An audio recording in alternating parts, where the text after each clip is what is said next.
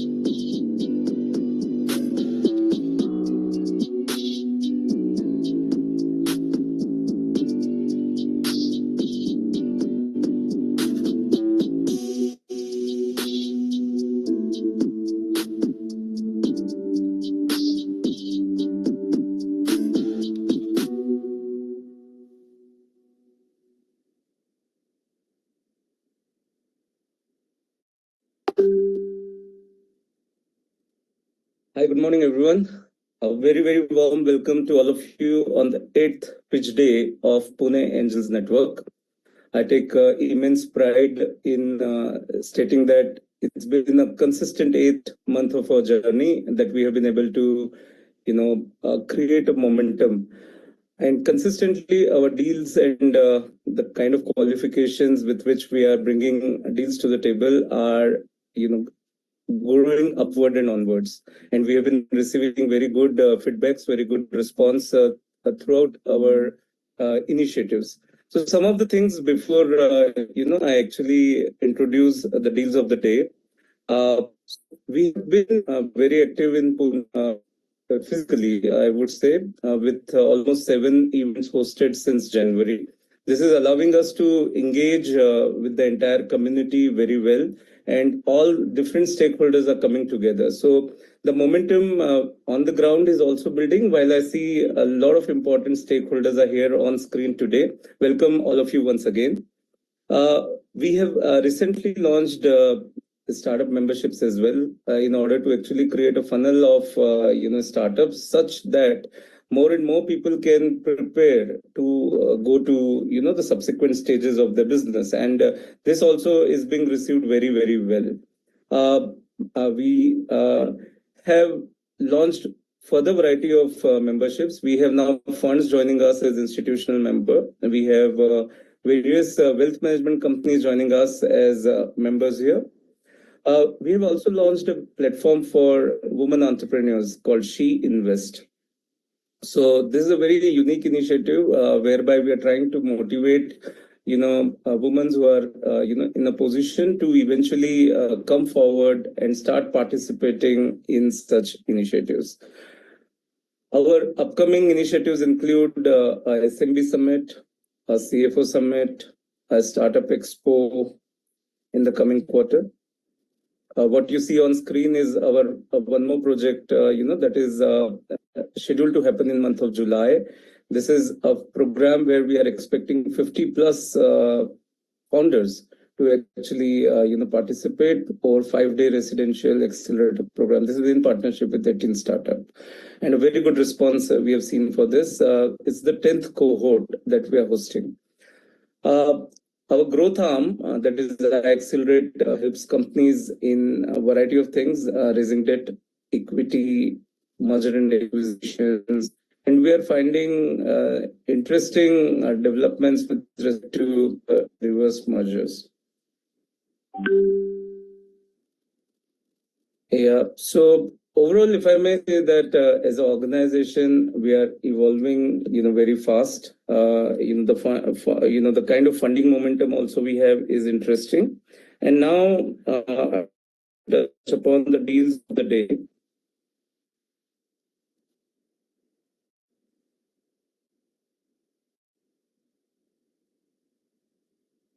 Just give me a second.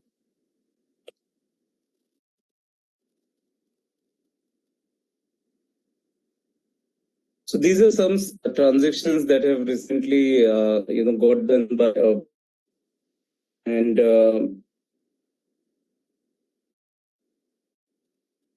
yeah. Yeah, I'm so sorry. Actually, I lost my, screen. So today we have 4 very interesting, deals getting presented. The first one is KHA, Y Combinator-based backed QSR, venture. A very bright promoter. India's most viral Gen Z friend, and scaling low capex kiosk, high margins, and desi flavor.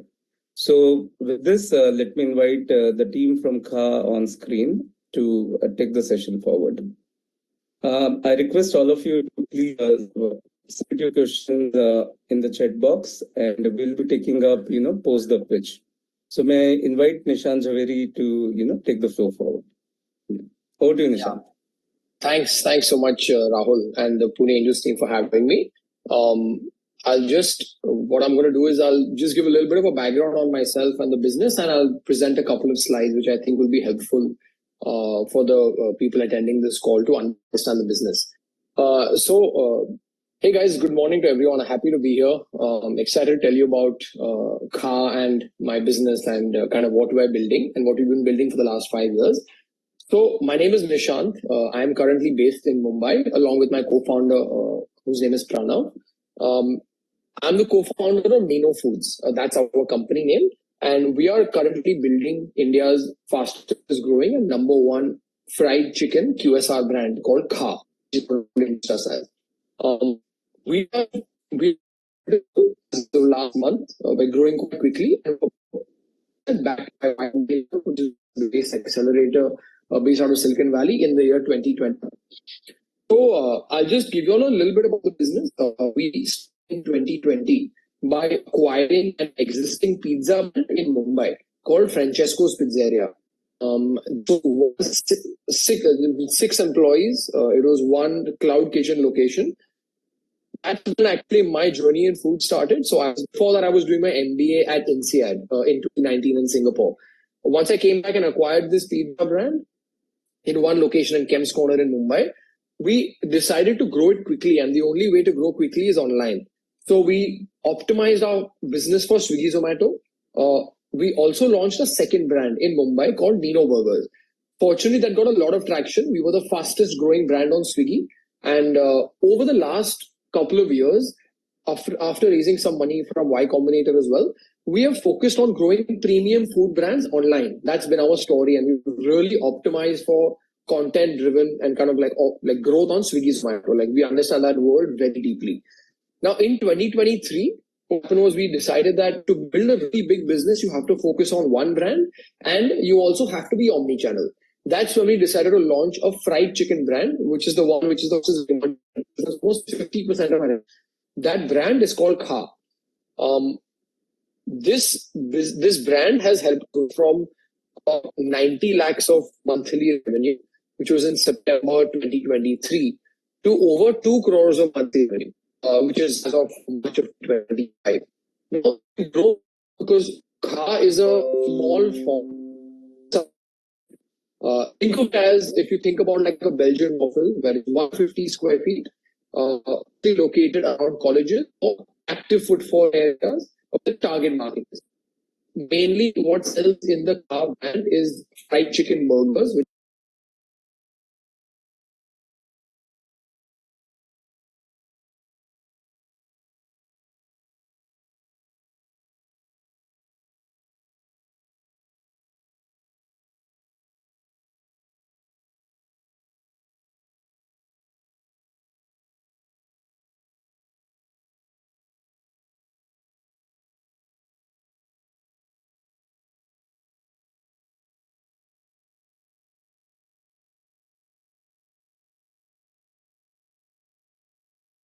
Recording in and progress. they do about 4,000 crores of revenue every year. I think that already shows how big the potential is for that kind of business. KFC has a model which is super capital intensive, where essentially they do 3 crores per investment, and that requires obviously much larger kind of footprints. I'm going to share my screen so you all are able to see this slide, which will give good context. Yeah, I hope everyone can see this. So these are the 3 brands, and I'll just straight jump to the screen that I'm talking about now. So if I straight go to understanding the fried chicken market and talking about how KFC is, before we get to these unit economics, it's important to understand that I think if you look at McDonald's, if you look at Burger King, everyone is getting more and more into fried chicken SKUs because they know that's where the growth is. McDonald's has launched a new chicken burger. KFC is doing really well across its 2 franchises. So fried chicken is the next big revolution, I think, in the country. India is the only country where actually people are increasing the amount of non-veg they eat. In other countries, people are going vegan and focusing on, say, maybe different kind of vegetarian diets. In India, actually, with the per capita income for the middle class increasing, non-veg people are actually going up. So we decided to launch this format, which is the small format QSR for the fried chicken. That's a very focused kind of approach that we've taken with. This is what a typical store looks like. We spend about 10 lakhs only when we invest in each store, 4 lakhs for equipment and about 6 lakhs for civil work. The store size is exactly what you see, only about 150 to 200 square feet. The main metric to look at any QSR business for success is store sales growth and what is the payback period for the investment. So just to benchmark, KFC has an investment of 3 crores per store, 2.5 to 3 crores per store. They have a payback of about 3 years for when the profits cover that investment. We have an investment of 10 lakhs per store in terms of capex, and in 18 months or less, all that capital is made back, and then the profits for the investment start kind of reaping. So we are a very quick, fast payback kind of model, and I think that's what's exciting about our business, because with each location, we take about 1/10 of KFC's investment, but we are about 1/3 or 1/4 of KFC sales. That's where we have found some arbitrage. It's a large brand. Let me talk a little bit about car's positioning. So if you have to think of the hook for the car brand, apart from experiencing it, right? So think of it as like a desi KFC. The flavors, the marination, everything is more Indian. Even in the marketing, the content, which I'll talk about a little bit more later in the conversation. I think it's just a more, and this is a little bit about the menu and what the brand looks like, which is on the screen. It's a more Indian KFC. That's the entire vibe we've gone for. See on the screen, it says India does fried chicken better inside our stores as well. So apart from being more Indian, our top seller is our fried chicken. Now, the insight we had when we launched our first store was people go to KFC and other brands for buckets. When people eat chicken tenders and chicken popcorn, and chicken buckets are what really moves for KFC. When people go to McDonald's, they go for the aloo tikki burger and veggie burger. 60% of the sales are veg. In our end, we realize that people come to us for our fried chicken burgers. That is the product which is the number one. We have the number one fried chicken burger in the market, and that represents about 45% of sales as of now. So that was a deep insight, and now we're launching a lot of more burgers. We've got about 15 already, veg and non-veg. And we're going deeper in the burger category to really stand out as that best fried chicken burger brand. That's how we want to position the brand. One important discovery we've had about our target market. Our locations kind of are mostly near colleges, high footfall areas. Apart from young college students and Gen Z, we've realized that a large part of the Muslim and Christian community are big consumers of the Kha brand. And this is simply because they consume more fried chicken on average than other communities. And even when we've done analysis on our customer base, we've geared our entire brand to focus on these three target markets. And this has been super interesting because we've seen a lot of uptake from college kids, from the Muslim community and the Christian community, because the consumption of fried chicken is just higher. The exciting part also about this brand is the affordability. The cost of the items start from 89 rupees to 199 rupees. Our top selling burger is 169 rupees, which is our fried chicken burger. We are currently also launching chicken vada pav, which are going to be in the range of 59 to 69 to 79 to really push the offer and sales of the brand. One thing to touch upon in terms of the economics, on an average, a car store does about 7 lakhs of sale per month. And on an average, in terms of profitability, after 6 months. So it takes us about 3 months to break even, where we essentially do a break even happens at about 4.5 lakhs a month. When we cross 7 lakhs, we make about 18% EBITDA per store. That includes all marketing costs and everything. And this brand has an average order value of about 350 rupees. So the basket size of all orders is about 350 rupees online and offline. 70% of the car revenue is still on Swiggy Zomato. We really spent 4 years building digital brands, so we understand, how do we win this Swiggy Zomato game. So we're using all the knowledge that we built up over that time to optimize for that. I think one important thing to touch upon is this. I think a reason why we've been doing really well is that we've grown organically with our content. My team, my co-founder and my entire team, which sits out of Low Parel, Mumbai, really deeply understands how do you grow a business only online. Kha only has less than 10,000 followers on Instagram, but if you some of our reels, they've got more than 30 million views. This is entirely organic. We've not spent a single rupee to get these views. This is entirely because of likes and shares on Instagram. This helps get the word out about our brand. And I think our marketing team is of 5 interns, which are between 18 to 23 years old, who generate content which they find interesting, what their friends would want to share. So I think being able to create shareable content helped us win with organic demand. So this format is super fast to scale. Again, the last point I have about the car business is the format requires very little investment, which is about 10 lakhs or maybe a little bit more with licenses. And we are able to open almost 2 to 3 a month with enough capital. So I think it's super quick to scale, and we can have a lot. KFC has 50 stores in Bombay. Kha can easily have over that in every tier 1 city. I'll touch a little bit upon Pranav and my background. So this is, I'm on the left, Pranav is on the right. My background, apart from being an NCR MBA and a Babson College alumni, is in operations and finance, in retail operations. So I previously worked with Landmark Cars, which is currently a public company. I worked with the promoter, Sanjay Thakkar, in everything, a founder's office role, did essentially everything for him across departments. And I also worked with a team from TPG, which were essentially investors in Landmark before they went public. So I got a great exposure to how to build a large retail operations business, a lot of which I'm using as we scale this QSR brand. Pranav's background is super different. He essentially is the consumer-facing marketing guy between us.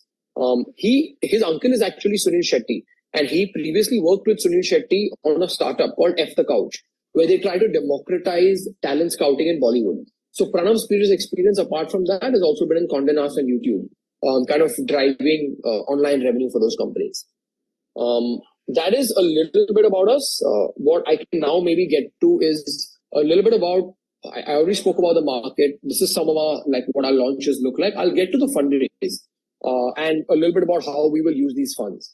We're looking to raise about 5 crore rupees, maybe a little bit north of that as well. Broadly, this capital will help us deploy 16 new outlets over the next 12 to 15 months. 10 of these will be in Bombay.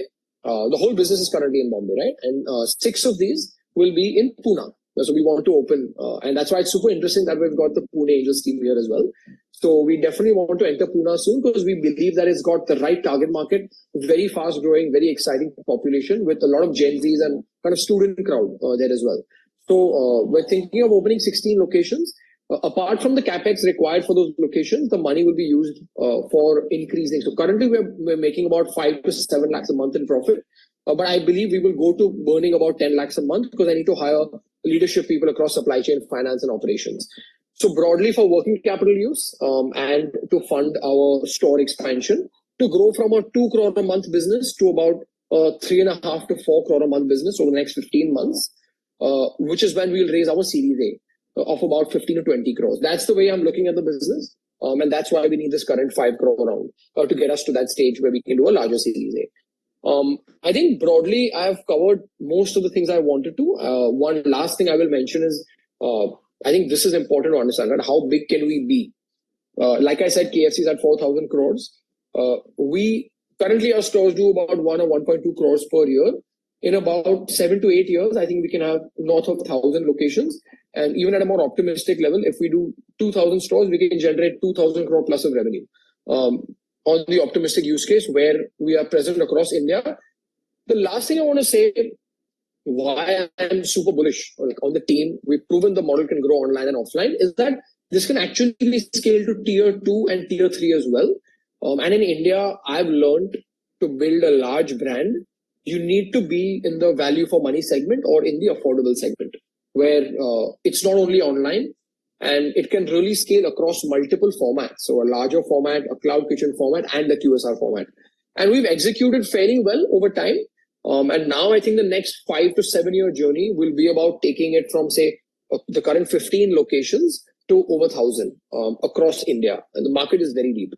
So I think that's broadly what I wanted to cover. I'd love to take your questions and go deeper into anything that you guys would like to share. So I can just stop sharing now. Yeah, Rahul, happy to take questions. Yes, Nishant, it's a really exciting journey that you are having. And yes, there are questions. So the first one is from Kalari Capital. Please explain how many QSR in total and revenue by each unit plus bottom line. Do you have unit economics in place here? Yes. So currently we have about 15 locations in Mumbai. And the average store revenue is about 7 lakhs a month. Our best store is doing 11 lakhs a month, and our worst store is doing about 5 lakhs a month.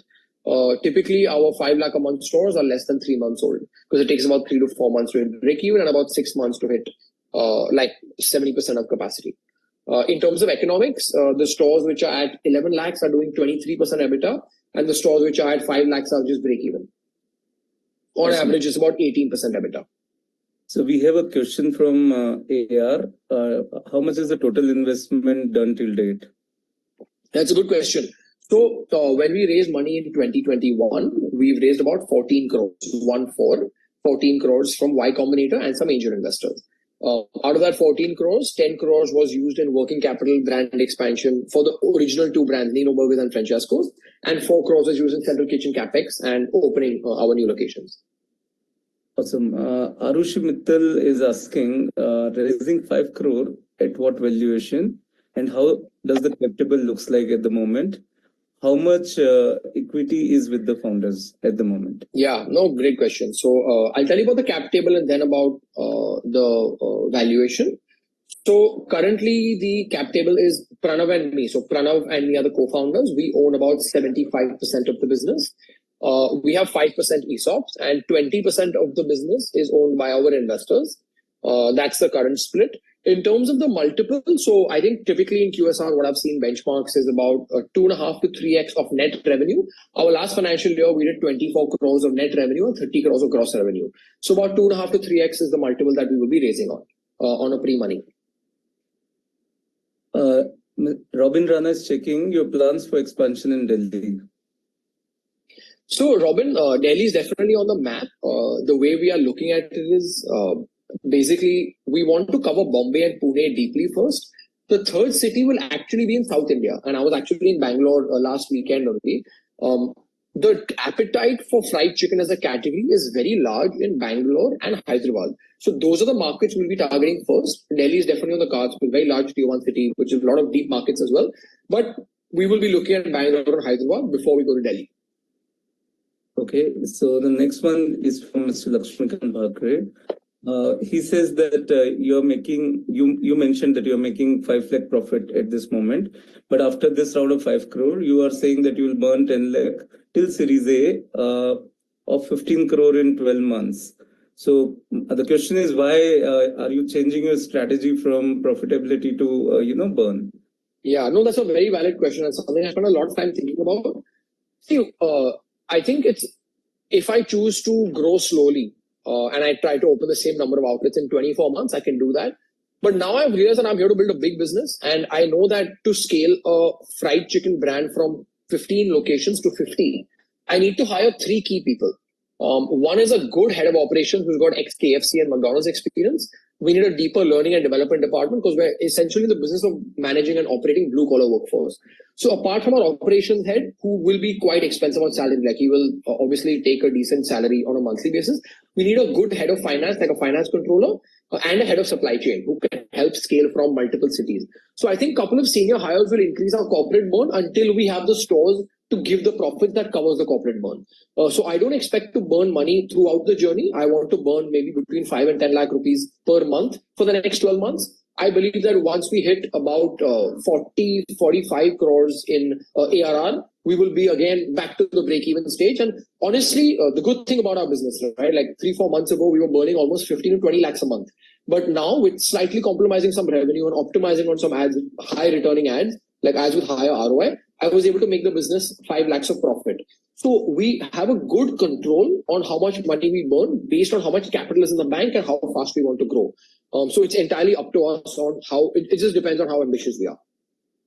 That's good, but I think, just a suggestion, try and be as prudent, as grounded as possible, 100%, yeah. So I think the main metric we look at is all our stores should be profitable. And any burn that comes should be maybe corporate burn, which gets covered up with new stores. Yeah, so it's very possible that we even don't burn money if the stores are, say, they break even faster than we expected. Correct. So the next one is from Vishal Kapoor. So QSR is ultimately an outcome of precise and efficient process orientation. What's your focus on that critical aspect?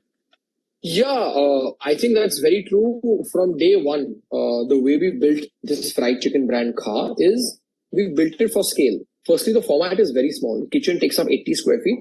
While we have about 40 SKUs on the menu in terms of the back end, there's no onion, there's no like tomatoes in the entire menu. The entire burger is lettuce, patty, and sauce, and the burger bun. So it's purely an assembly game. We've also created very deep SOPs, by which we get chicken fresh, but it's pre-cut and it's pre-marinated. So at the store, we hire people whose average salary is between 15 and 17,000 rupees. So our salary costs are also low, where they have to just take the chicken out, do the breading and do the frying. So we are able to keep the kitchen prep time, which is a metric we track very closely, below 8 minutes. And that helps us be listed on Swiggy, Bolt and other platforms which deliver quickly. So I think kitchen prep time, simple SOPs and idiot-proofing the entire process and supply chain has been on mind from day one. Because we built cloud brands in the past 4 years, right? So that's been, something very important to us, where we can scale the supply chain and process very efficiently. Great. My dear friend from Bangalore, Nidish, is welcoming you to Bangalore. He says, thanks, Nidish. But I think, there's a business out there. So Rahul, definitely. Question for you. What prevents a food aggregator or large QSR player from copying your format, pricing and digital strategy at scale? Yeah, that's I think the aggregators are not getting into food. That's been clear. They're focusing on their logistics and discovery business. So I don't think Swiggy is a matter of competition. They've helped us grow to where we are. When you say large QSR player, right? So I'll tell you about McDonald's, KFC, Burger King. The thing that all of these guys have in common is that they need, for the business to move the needle for them, they have to launch a 1,000 square foot plus store. And that's the guidelines they have from international, the whole company, holding company as well. So they have to invest 2.5-3 crores per store and have these massive format stores. So they are in the SR business. They are not entirely in the QSR business because a lot of their business, like 50% plus, is dine-in. So they have to build those large formats, and what gets compromised there is accessibility. Like I can be the guy that can be right outside the college in a 50 square foot place, which will be super accessible to college kids. I am able to move faster, launch products like every month because of just their processes and their focus. For them, same store sales growth is the main metric. Opening new stores is not. McDonald's is currently at about 400 to 500 stores in India at Westlife and just at Westlife as well. They launched this year about 40 stores. So McDonald's' growth over year on year is coming not from new stores, but it's coming from same store sales growth. So their focus is only different. My growth will come in my same store sales growth plus adding more new stores quickly. So my entire focus is on creating a niche of, okay, we are more Indianized, kind of more unique and different product as opposed to like just doing what KFC is doing. So I think our offering and speed is much more. I think that will differentiate us. So Robin has a follow-up question: where the funds will be utilized and from where the chicken is sourced, plus how you ensure the quality of raw chicken is good? Yeah, no, good question. I spoke a little bit about fund utilization. I'll give you a high level. Out of the 5 crores, we will use about 2.5 crores to open 16 new locations. So each location has 10 lakhs of capex, but there is some security deposit and working capital that we allocate to the location. So 2.5 crores will go towards 16 locations. The remaining money will go towards working capital at a corporate level. So we're going to be increasing our marketing spends to build the brand as we enter Pune. We'll have to create a Pune strategy as well. And apart from that, for some corporate burn to fund the senior hires and to increase our invest in some tech to improve our training systems. Because we need to really build those at scale. I think that is the utilization of the funds. Was there another question? I missed the second one. No, I think you're right. Yeah. The next one is from AR again. Are you also using pressure deep fryer, and how are you maintaining same quality across all stores? Oh yeah, he asked about the supply chain. So we currently source chicken from multiple vendors, and we have different factories we work with. We also work very closely with Hyperpure from Zomato. So they have very strict processes around QC. Actually, our supply chain QA team goes to the factory that provides the chicken to make sure there's no temperature abuse. You asked about the equipment we use as well, right? So I'll tell you what a typical kitchen looks like. I think that's important. Very little equipment. There are 3-4 main pieces of equipment. We have 3 automated fryers which you buy from Mukunda Foods. Each fryer costs about 40,000 rupees. The fryers are pre kind of set in terms of the timing for the fried chicken. So there's a button that the guy clicks, the machine goes down, automatically comes up and goes down based on the optimal frying time. So there's no quality variance. Apart from that, there's a make line table and a fridge and a freezer. Mr. Lakshmikant Bhakre is checking, how are you making sure quality of products maintained same at each location? I think you answered it before. And I think one also, apart from obviously supply chain, like see, this business is about customer ratings. Like all our ratings are about 4.0. Are above 4.0 on Swiggy Zomato. So that just proves that people are liking the products across. And my ops team sees customer reviews first thing of the day, every day. And there's a very tight feedback loop of the food that we serve to kind of what the ops team's metrics are, right? That metrics are food rating, same store profit, and same store sales. Okay, there's a input from Kartikeya. Telangana is 98.8% non-veg. Why hot Hyderabad? And people here like fried chicken and butter chicken. So there's a question on your go-to-market strategy, actually. Yeah. What's the question? Telangana. Why are you not considering Telangana? No, that's a good point. I think so far, if I'm being honest, the brand is moving so quickly that we've only considered the next 1 or 2 cities. What I've learned in this brand is that every like 3-4 months, I learn a lot about which markets would work and which products are working. Because they're also going to be adding milkshakes and desserts to the brand. So it's very possible that our strategy changes beyond Pune, and instead of Hyderabad, we do another city. Like fully honest, we are flexible based on what data we get on a monthly basis. So it's very possible that we change based on feedback. The recommendation from AR also, guys, Hyderabad will be the largest market for you. So there's another question from Mr. Syed Abdul Majid Ahmed. Is your chicken halal? Because you mentioned Christian and Muslim communities are your largest customer base at the moment. Yes, it is. Okay. I think we've come to an end of the Q&A here. One more has come just now. Is it all? Coco or Foco is also being considered for faster growth. So we have mostly Coco stores, but there are some Foco stores as well. And the reason we did franchise-owned company operated for some locations is because when we launched our company-owned stores, we got a lot of interest from franchisees. But from day one, what we maintained is we want to operate everything ourselves, because brand is very important, and we know how to run the operations. Moving forward, we'll be only doing Coco because we want to really get the benefit of all the profits and obviously control the kind of experience. So the idea is to kind of control the entire thing end to end and utilize this 5 crores for opening Coco. So I think I am very impressed with your energy, Nishant. That's very very conducive. In fact, so thank you so much. Just one more question I popped up for you. Last one I'll take. How many stores are near college, and what's the economics difference of non-near college and near college? Yeah, again, very good question. So out of our 15 stores, about 5 to 7 would be near colleges, and in the within 500 meters of a college. The economics actually are not different because of being near colleges or not. It's actually different because of the online to offline sales split. In any location where there is more offline sales, we make more profit. So a college location will make 25% EBITDA, but a non-college location, but it's still, if it has offline footprint, it also makes 25% EBITDA. So the metric is, what if our offline sale on an average is about 30% of sales, online is 70%. Because Swiggy is going to take the share, my online EBITDA is 10%, my offline EBITDA is 30%. So my blended comes to 20. The second my offline sales increases beyond 30, whether it's because of discounts or because of certain, whatever, captive audience or colleges, that's when my EBITDA keeps increasing, because every order I serve offline is more profitable than the orders I serve online. So that actually is the main indicator of which is more and less profitable.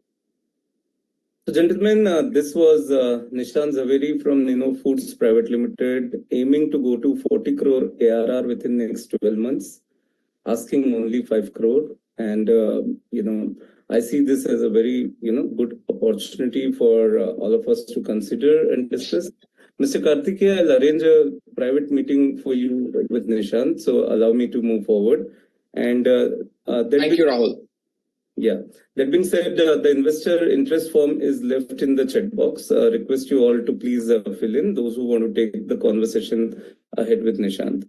So just few points I wish to highlight. The kind of companies Pune Angels Network is choosing is about the founders first. The kind of founders, the kind of background they come from, the kind of business actually they're building, and the kind of scalability it has, and the current traction. We give a lot of importance to this, and the ability to grow sustainably is another important point we try and put emphasis to.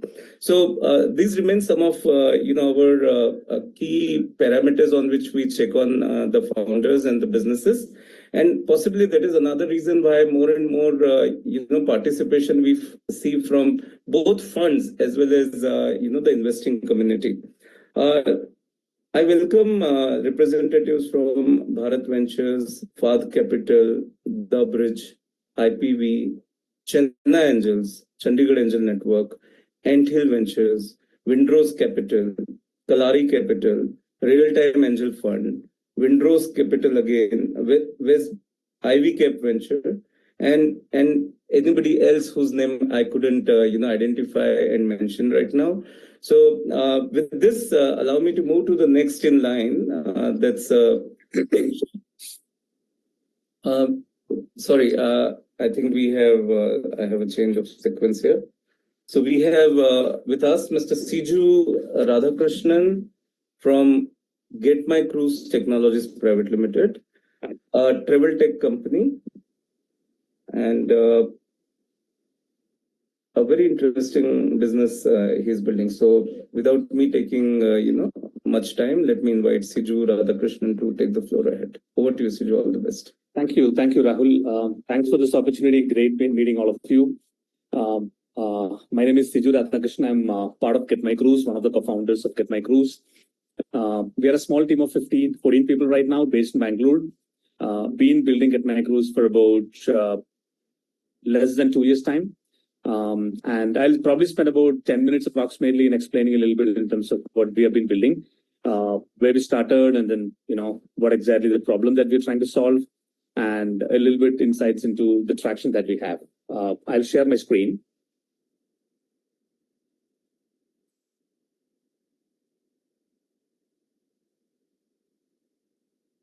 This is all about cruising.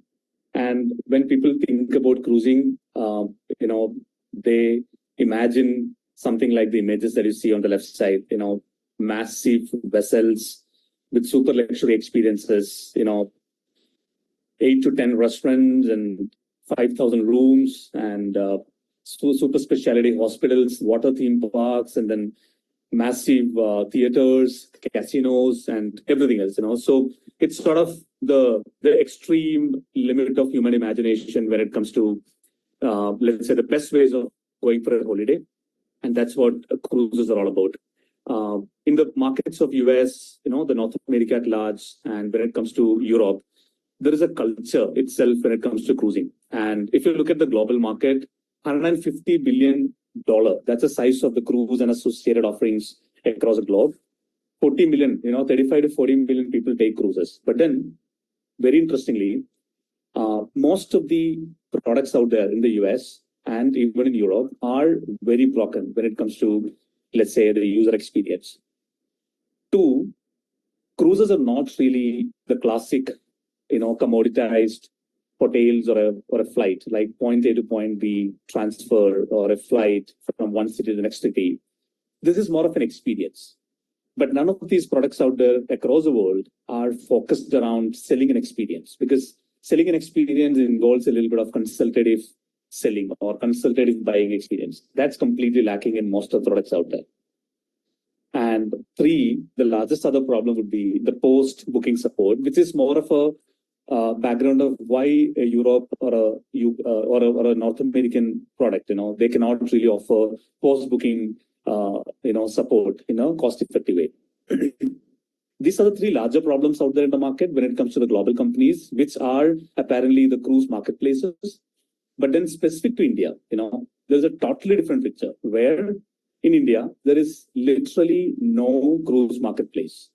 But you may want to consider the fact that 400,000 Indians took an international cruise from one of those ports like Singapore, Dubai, Barcelona, Rome, Hamburg, Southampton, Reykjavik, Seattle, Los Angeles, or maybe Hong Kong, in 2024. And this number is growing at 27% CAGR. India is right now the 8th largest market when it comes to international cruising, but India is the fastest growing market when it comes to overall market opportunity, and it's expected to be the 3rd largest market next to US and China by 2029, 2030. Despite all of these, there is no single cruise brand out there in India. There is no place where you can just go. I mean, it's why I'm repeating this thing is that when we talk to people, it actually involves a little bit of surprise that, okay, 400,000 people have booked. Where do they book? How do they book? And if so many people are booking, why are the existing OTAs in the market or the large travel agents, offline companies in the market not launching a product?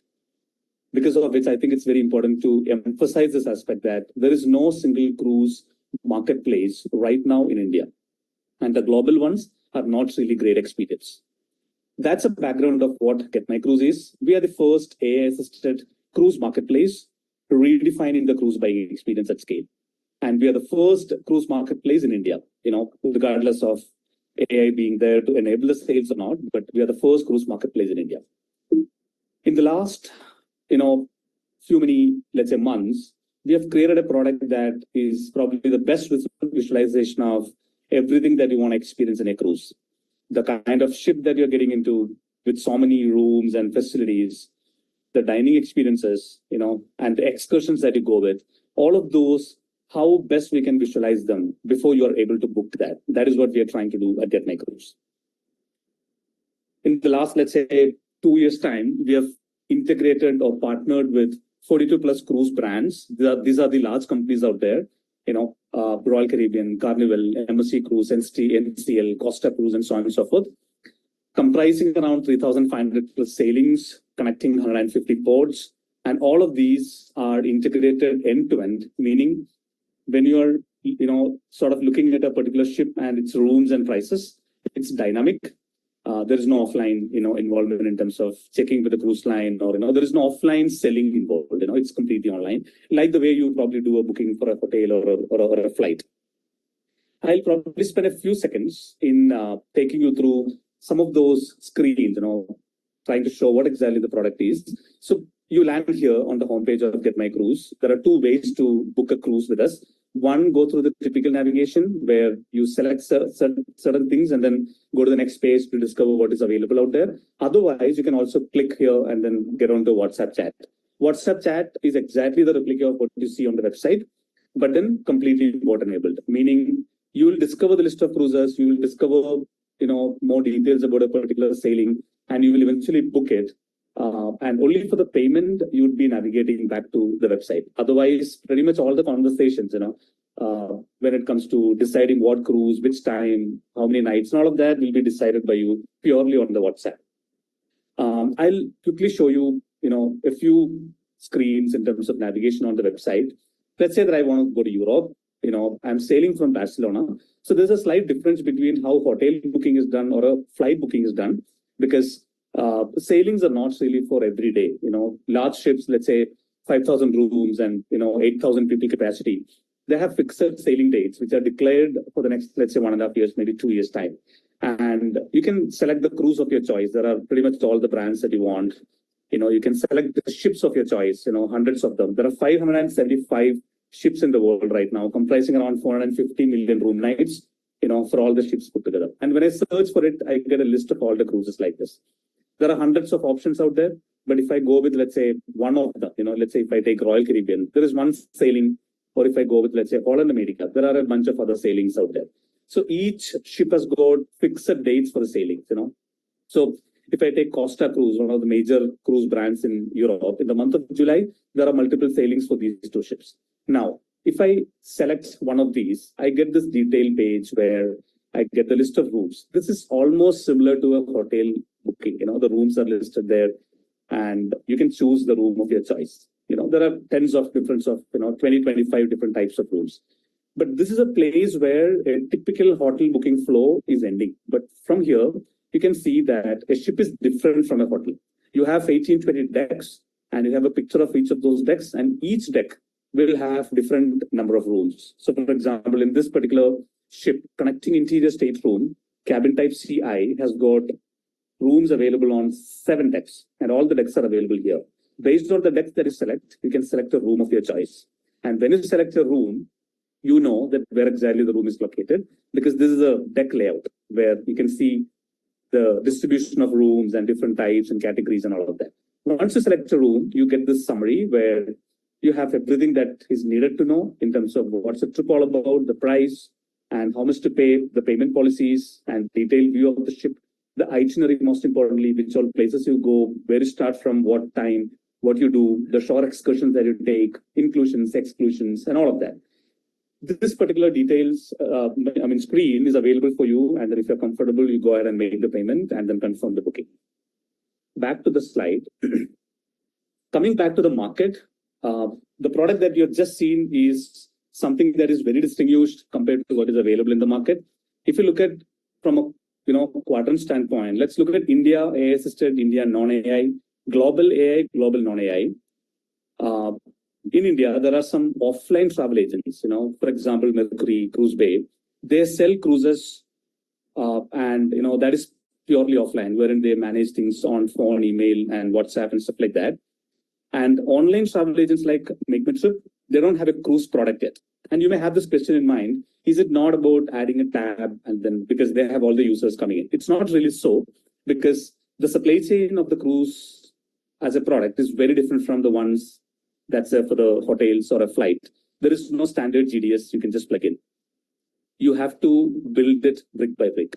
Each of these cruise lines have to be contracted, and you have to set up your agency ID and then integrate the APIs one by one.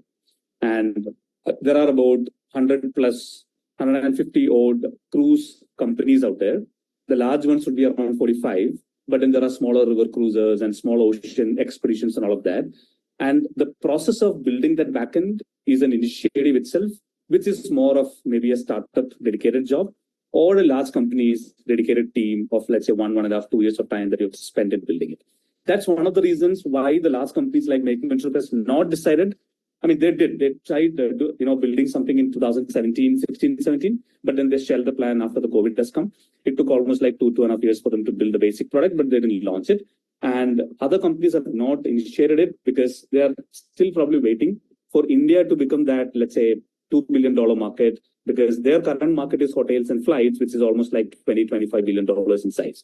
So very soon, maybe next 1 to 2, maybe 3 years time, you may see a lot of, both domestic and global players entering into India market. And I'll come to that point in a few seconds for a different context as well. Now, look at the global market. You have cruises.com, Cruise Direct, and cruisebooking.com, which are very large vertical players out there in the US. But then you may want to look at the products. It's completely broken. There is a great amount of learning that you have to go through if you're not a cruise aware customer. If you're not intelligent enough to understand things because you have not gone through such kind of flow in the past, it's going to be very difficult for an average user to book a cruise. Which is why even now, just about 60-70% of bookings are online, even in the US. That's a very startling thing because 95% of the bookings of hotels and flights in US or Europe are fully online. But cruise is still just about 60 to 65, maybe 70%.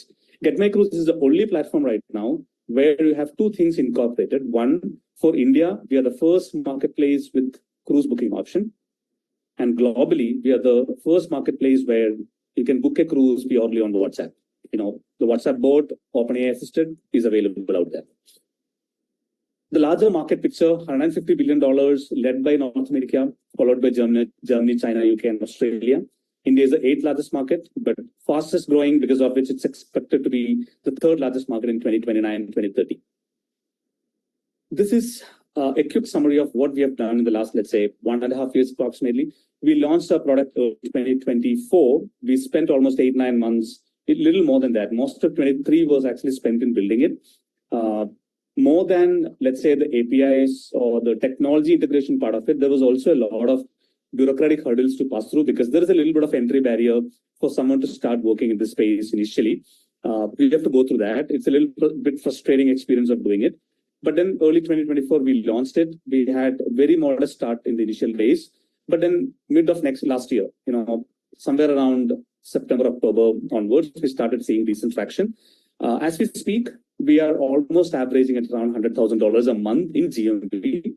This is not a revenue. This is not a gross margin. This is a GMV. So the total sales that's happening through the platform is about $100,000 plus on average right now. Hi, Siju. You've got 2 minutes left. Sorry, yeah. If everything goes good, we should be clocking around $2 million by end of this year. Average ticket size ranges around $1,700, $1,800. Minimum is around $500. Maximum it can go to $8,000, $9,000. And the margins also vary based on the gross margins. It can go up to 20% for the largest transactions. Our go-to-market strategy, while we have a random bunch of things, which is very less in percentage, but the majority of the user acquisition happens through paid traffic and organic traffic. We have some really good talent when it comes to organic search traffic pipeline. And we are leveraging that. By end of this year, we should have 30% of traffic coming from organic traffic. This is a quick visualization of what we want to achieve in the next 5 years' time. The first 2 to 3 years' time are pure realistic picture based on what we have seen the last 10, 12 months' time. We should be around $30 million in total sales by 2027 at a decent EBITDA. And by 2028 and 2029, a bunch of macroeconomic factors might be affecting us. But then if everything goes good, for example, 3-4 large cruise lines are entering Indian market by 27, 28. Royal Caribbean, MSC, Resorts World, and Disney. If that's happening, there's an explosion that's likely to happen by 28, 27.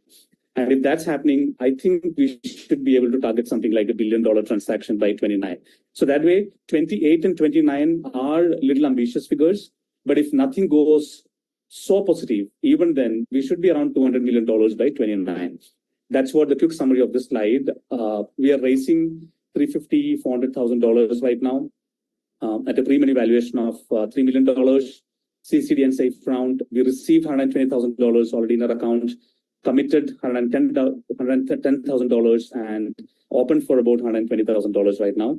This will take us to a point wherein we should be around $7 million annually at the end of the runway that we plan for this. We have been backed by some of the really amazing investors, including Inflection Point Ventures, who's actually part of this call right now. It's Ventures, Better Capital, and a syndicate led by Sandeep Balaji and Angels. They're also backed by Techstars in the US and DFAN in India. That was a pre-seed round that we have raised in 22-23. And right now we are taking a seed round or maybe pre-seed round to be able to grow to something like $7 to $8 million by 2026. A team of 14 people right now, Nishan, myself, and Vince. We have been working together for a while. We had a startup that's built in 2012, got acquired in 2018, travel tech startup. So decent experience in understanding the nuts and bolts of travel as an ecosystem and the product. We got acquired by a company called lastminute.com in 2018 and took an exit by 2020. And then we started building, doing a bunch of experiments, and then eventually got converged into Get My Cruise right now. Thank you so much for listening. I'm assuming that my time is up. I think the rest we can take up in questions now, Siju.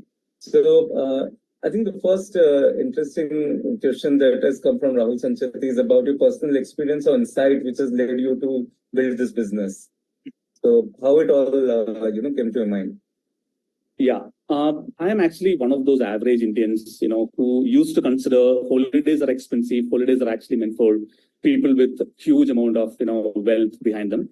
I belong to the classic middle class, who couldn't even think of aspiring for a holiday.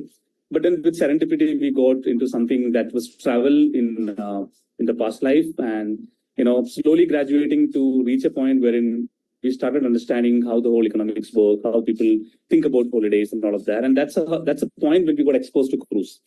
So I've taken just one cruise in my entire lifetime till the point where I've gone for, where we have gone for Get My Cruise as a product.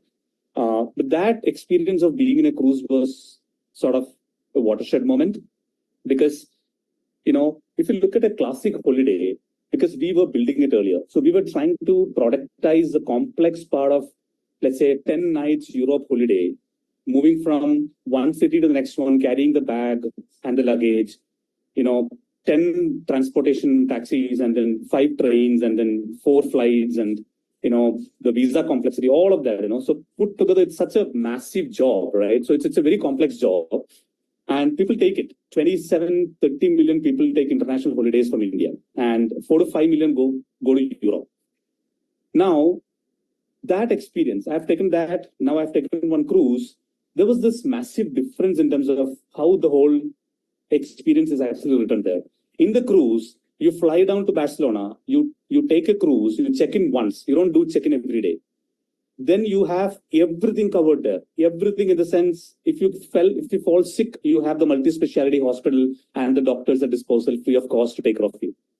And you have all the meals included, super luxury 7-star experience of taking all the meals. You have all of those entertainments out there, casinos out there. And then every morning you check out at one of those ports and then take a 1 full day tour of the city in Florence or Santorini or any of those places.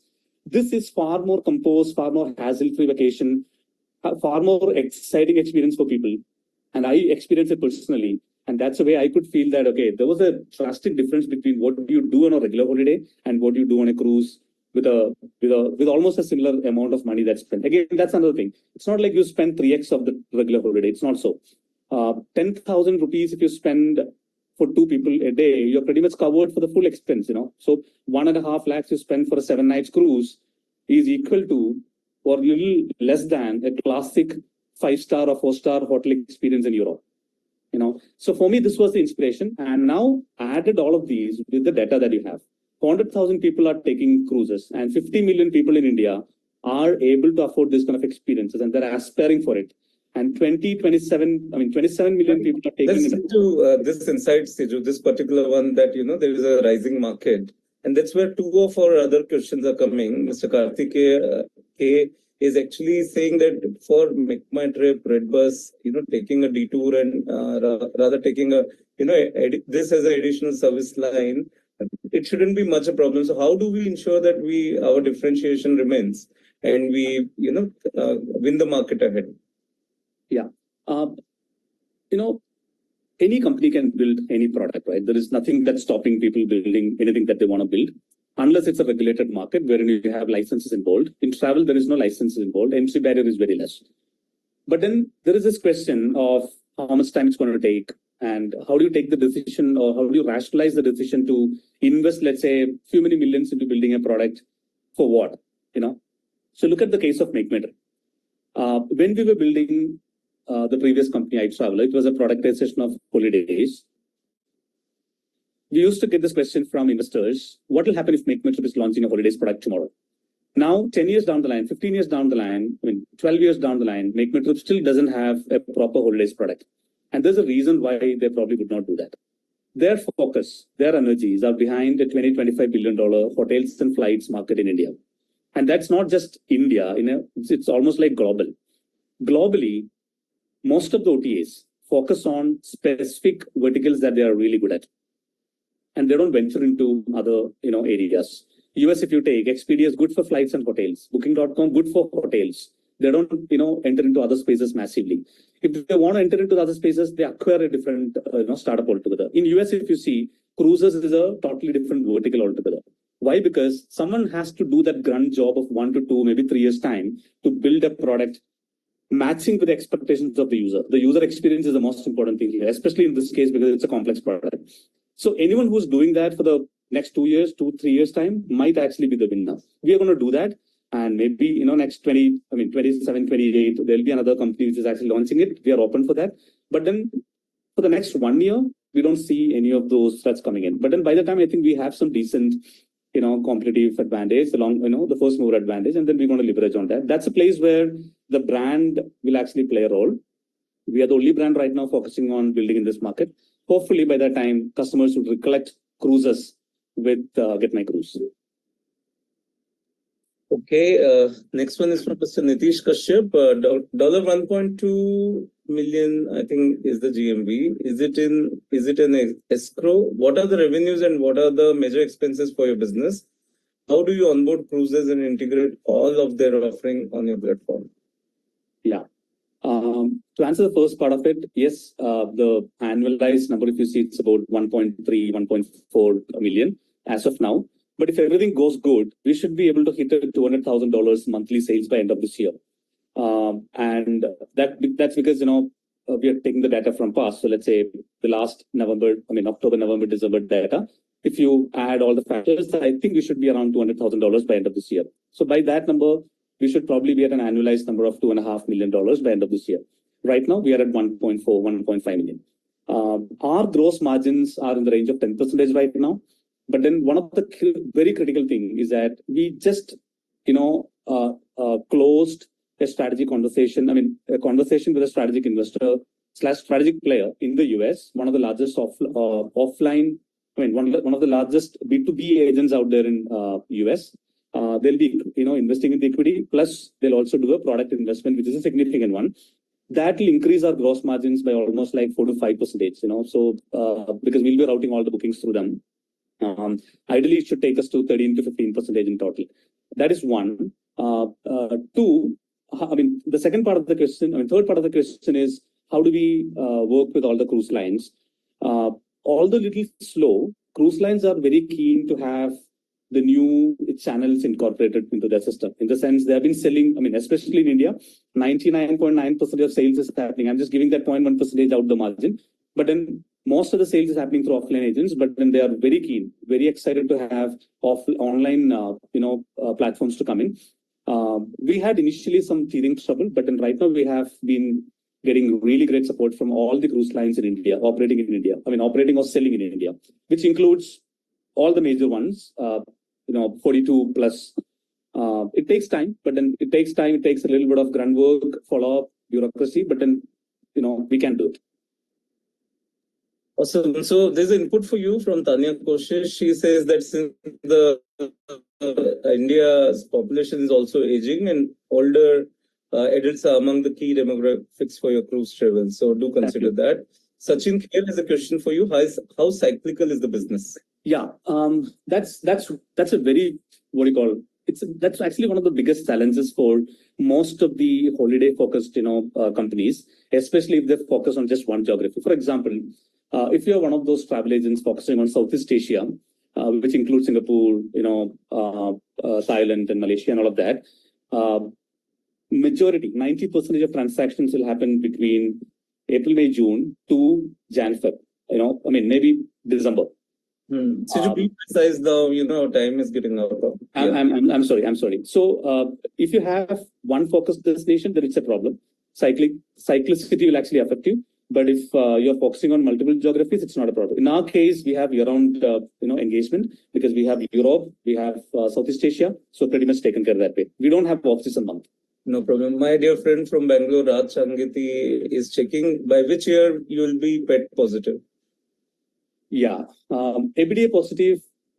We should be able to reach that number by end of this year, early next year.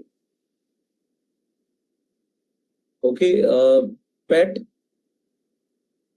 Probably by 27 end, 27, 28 beginning. Okay, so the last question for you, Karthik. I'll move to the next pitch after this. Sorry, Siju. This is from Mr. Karthik from Hyderabad. How are you different from cruise booking agencies? And if the problem of booking the cruise is solved by existing agency, I think it's again the moat. How are you going to ensure the moat?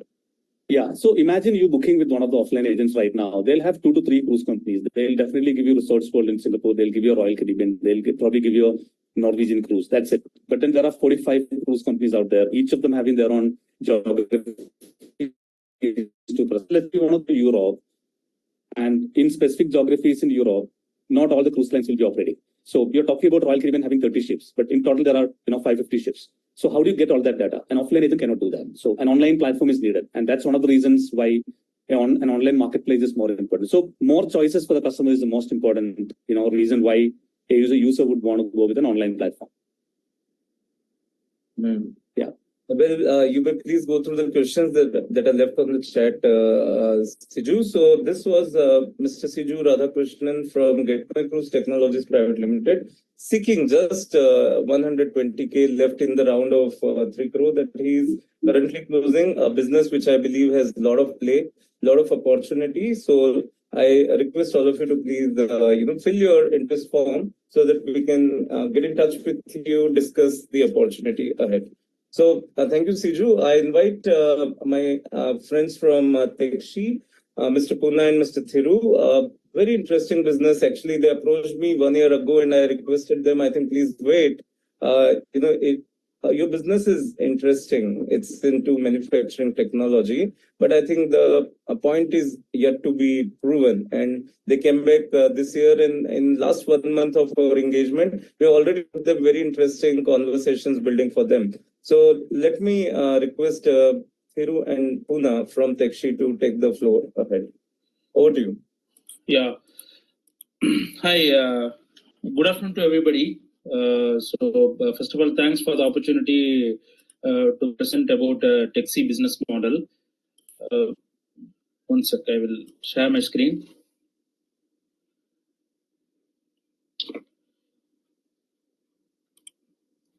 Are you able to view the screen, Rahulji? Not yet. Not yet.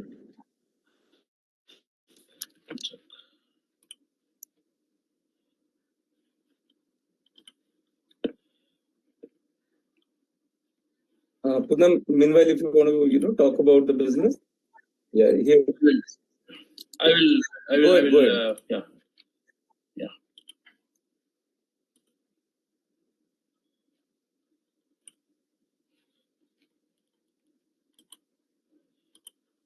Okay.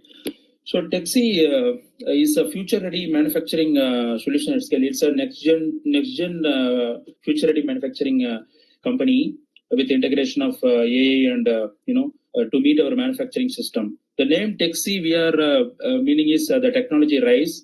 We are an interestable partners. That's our logo. So we Tekshi try to build the manufacturing ecosystem with state-of-art facility, for to meet the domestic and international clients, to meet the technology integration also in the metal manufacturing sector. Basically, we want to build a manufacturing sector prime products under one roof. That's our vision.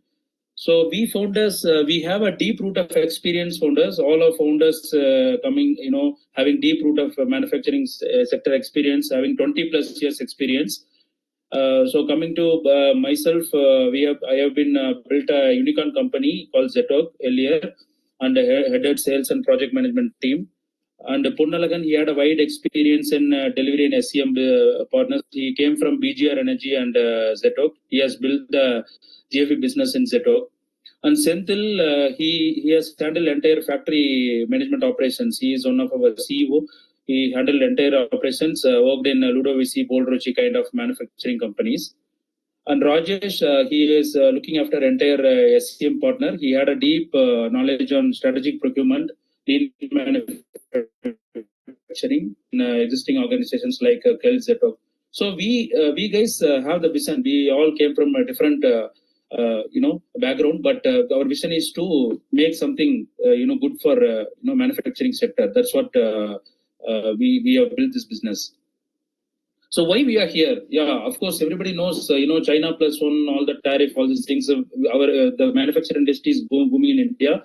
As per our, government, Modi ji also, we are going ahead on the 5 trillion economy. So Siemens, Foxconn, Apple kind of companies are setting up manufacturing units in India. India is become one of the major manufacturing country, also contributing GDP as well.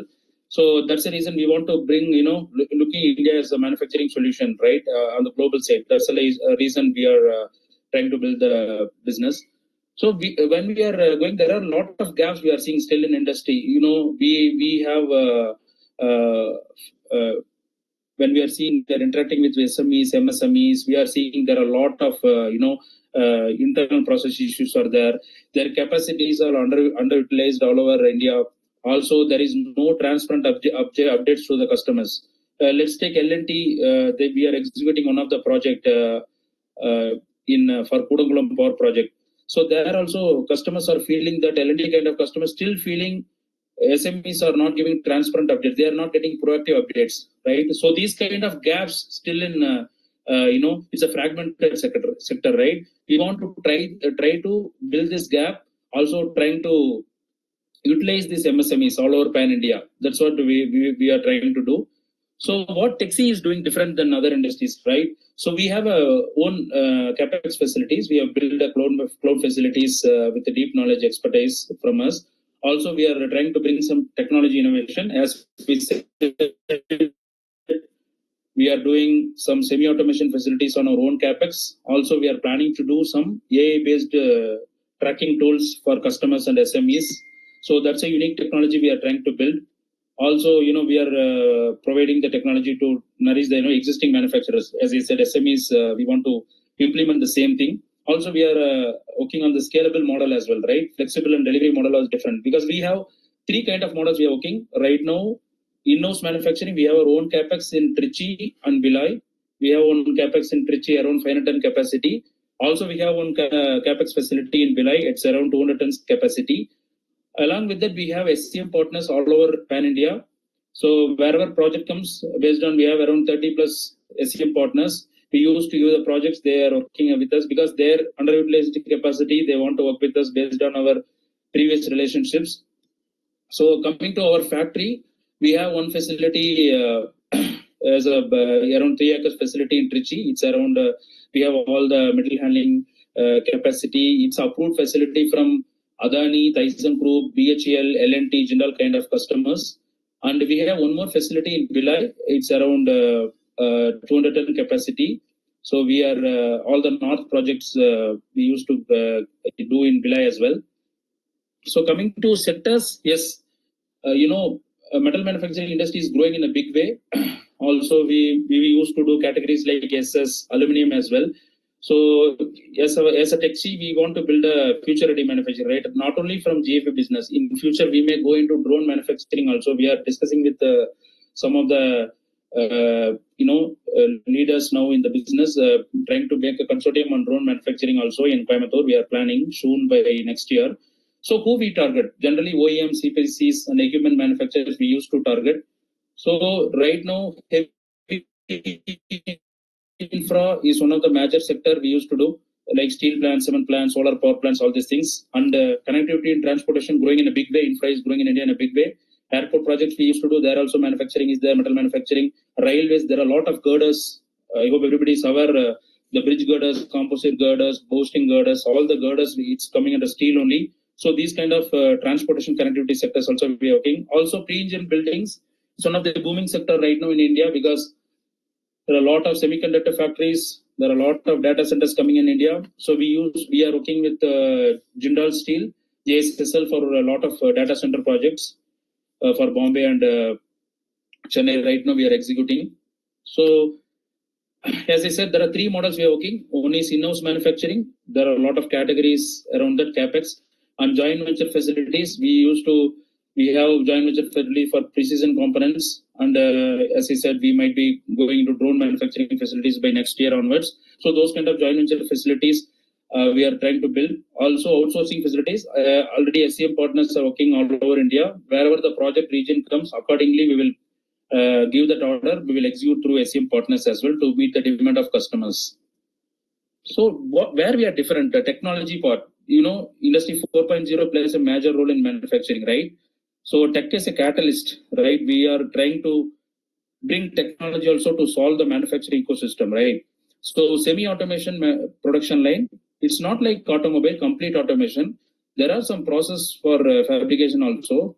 In that, few tasks we used to optimize the technologies, so that will eliminate the human error, that will improve the production capacity, that will give more accuracy. Those kind of things we are trying to do. Also, as I said, AI-based manufacturing tracking tool we are building. It's like generally production guys will give a vocal update for customers. We used to give update to customer on a daily basis, so the customer will get an on-time data, ensuring the correct accurate on data sets we used to give. Also, we are planning to build a manufacturing instant inspection booth kind of thing. That's in a mobile app we are trying to build, so that customer will not come and do in our factory through virtual, through video call, through this portal. They can do the hassle-free inspection process whenever they want to do. They can do. So those kind of AI-based tools we are going to build, on the ongoing journey. And we have rapid traction in business, right? So we have almost 16 customers working right now. So major customers, L&T, Jindal, Cochin Shipyard, we have Chennai Radha customer we are working for on Cochin Shipyard, marine project we are working. Jindal we are working for data center projects. For L&T, we are the approved supplier for a nuclear power plant, Kudangulam power project we are doing. We are the approved supplier from BHEL. The highlight is last year we have done 7.3 crore revenue. And this year we won a big order from BHEL a week back. We are going to get order by this probably this week. We got a 1,500 tons order, around value of around 15.5 crore order. So our total order book is around 23 crore right now. So another 10 crore we are booking right now. We are discussing with some customers. So we are under manufacturing around 3,000 tons, and we have a strong tailwinds. We have a good pipeline around 10,000 tons. We are speaking with multiple customers like Everson, ThyssenKrupp, Jindal, L&T kind of customers. And our production capacity is 1,500 tons. So capex is around 700 tons, and SCM partners capacity is around 800 tons. The total capacity is 1,500 tons. It means tentatively the value is, if you do with 75%, 80% capacity, we can do 10 crore revenue per month. That's the average cycle we can do in our, to meet the demand. So these are some of the photographs, because I want to show, because where we are technically sound, how we are expertise in the business. The first photograph is the Cochin Shipyard project we have done with Chennai Radha customer. This is the platforms, trestle keel beams we have done, the blue color structures we have done. This involves a lot of technical job like load test, all these things are there. The right side is the before painting we have done these kind of products. And some of the products we have done for Propel mining customers, we have done these kind of screeners we have done for Propel, Hailstone kind of companies also we have done. So we have done mining also jobs we have done. So this is the idea I have given. So we have a strong pipeline. Basically, we are already working with multiple customers. Around 152 crore pipeline we have built now. Customers like AGM and Z2work, Everson and I is closely discussing with us for big projects. Recently, we got an order for DLF building. That is a 19,000 tons order. Everson and I want to give 250 tons per month to us. So this kind of L&T, travel. So a lot of customers, we are already got inquiries, we are working. So tentatively, if we convert 152 crore into 60% or 70%, I can easily do revenue of 70 to 80 crore by this year. That's what our plan for 25-26. So where the baskets I have mentioned, so these are the list of inquiries where the pipelines has been spreaded. Like L&T, we have 10 crore, BHL, we have 30 crore. Out of this 15 crore we got recently. So Tyson Group also, we got 5 crore inquiry right now. So we are already working. And JSSL, continuously we are working with a lot of projects. So everybody knows India poised to become a global leader in manufacturing, right? The market size is very big. So it's scattered into, as I said earlier, heavy infra, steel building, connectivity, transportation. The market size is big. It is going to become a $30 billion business for fabrication alone in 2030. That's what projections given by markets and research, a lot of companies. So we are in the right track of the business. And there are a lot of key drivers are there, right? Government is supporting a lot of technology innovation thing, a lot of PLA schemes has opened for us. So there are a lot of subsidies government is giving, like manufacturing side. So there are a lot of technology tie-ups we are also trying to make with equipment manufacturers. One of the German company we are discussing right now. So there are a lot of key drivers to grow this business. Yes, manufacturing. 2 minutes left.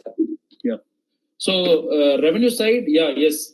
So we are planning to do, initially we plan to do 100 crore when we get the working capital, when we get the investment. Right now we are almost in the end of first quarter. So we might be ending to do 70 to 80 crore on the first year. So right now, this year we are positive. We will be closing in a positive PAT this year. Already for first quarter we are positive PAT and positive EBITDA. The margin is around, GM is around 10%, EBITDA is around 5.5%, and PAT is around 2 to 2.5% right now. So we are growing enormously, and within 4 years, we are planning to do 800 to 1,000 crore business. Also, our vision is to go into SME IPO. Now we are in emerging stage. There are a lot of customers working, a lot of technology adoption will do. We are in advanced stage. In 2028, we are trying to become a SME IPO. We want to build a legacy business, right? That's what all manufacturing companies want to do. With our vision, our founder's vision is to bring a company as a legacy business and build an IPO. Then we'll go to main board IPO. That's the thing. Also, the main difference compared to other companies, this is one of the prime model we are working. For manufacturing, metal manufacturing, we want to procure paint, consumable, logistics, steel, all these things, right? All these things we will acquire once we are stable in third year or fourth year. We'll acquire and we will make this business as a product line business so that our PAT will improve, right? Our business line will improve. We will become a 1,000 to 1,500 crore company in 5 to 6 years timeline. Also, will grow the business. So why our ask is fund ask is around 2.7 million. It means like 25 crore to 30 crore we need for doing 100 crore revenue. So these are the list of distribution of funds we are planning to do. Like sales and marketing, we will spend 5%. Tech, we want to build 10%. But majority will be spending on OPEX and CAPEX. Also, we will try to do some team building activities. So 2.7 million is our ask. So why we have to invest now? There is a market fit. It's the right time for manufacturing industry. Also, we are strong tailwinds are there. As I said, strong pipelines are there. Also, multiple sectors we are working. We are in the right stage. It's a unique business we are doing, not like other competitors. We are unique business we are doing in the manufacturing system. Also, we are trying to solve some problems. And founders having deep experience in manufacturing, we have built a unicorn company earlier. We know where to work, how to work, what are the process involved in it. We are fit to make a strong revenue-making company. That's the reason. That is one of the reasons. Also, great traction is there, right? Because high-value customers are working with us. Because also we have different sectors, right? We will be catering to different verticals in future. And we want to build a unicorn company as well, right? And going to SME IPO. So that's the reason. Let's take more in questions now. So yeah. So this team, I strongly believe, because the kind of credits they came with is phenomenal. I have been watching them for over a year, and I've seen that last year business at 7.2 crore now projected to go to 75-80 crore. I think that's a very significant 10x run they're talking about. So let's hear from them on the questions that we have. So Mr. Mahesh Patel is asking, who is your competitor and what different are you offering through? Yeah, our competitors are Chennai Radha, Eversandai, Atmosco kind of companies. So what different we are doing? They are only doing The contract also from them, right? Yeah, correct. We got the subcontractor from them also. Correct, Rahulji. Yes, yes. But where we are different, exactly, it's a very good question. One is we are trying to build manufacturing under one roof, right? As I said, for metal manufacturing, we need paints, consumables, kind of things. All these things we will acquire in future so that our PAT will improve. We want to bring everything under one roof. That is one difference. Second, we are trying to do slightly technology adoption, AI integration, all are doing, but we are trying to do in our facility capex also some AI-based tools. So these are this is the major two difference which we are trying to build the business for solving the manufacturing ecosystem. Okay, so next one is from Mr. Rahul Sancheti. How does the top line and bottom line look like for current year? And also, how do you compete with absolute giants in the business? So can you repeat, Rahulji? So the top line and bottom line, of the current year. Yeah, top line is 70 to 80 crore this year. Bottom line, see, we are closing with, we are planning to close with, PAT positive, right? Around 2%, 2.5%, right? So that's a thing now. And how do you propose to compete with giants in the business already existing?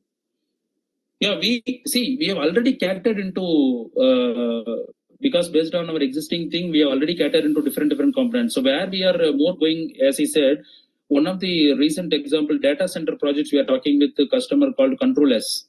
So once we are ready with our erection detail team, we are trying to take EPC contract as well. Because data centers are coming in Ahmedabad, Cochin, Bombay, Chennai, all over India, right? So we have already had initial discussions. Once our working capital, everything is ready, we will be compete with our existing competitors. We will be growing faster. I would like to inform the audience that they have a large PSU contract of 17 crore on the table. The PO is expected, and they are looking at the quick closure of the round and open for the possible terms. So this quarter itself, they have grown from earlier 3 crore, 7.5 crore year to almost 24 crore of the first quarter, right, Thiru?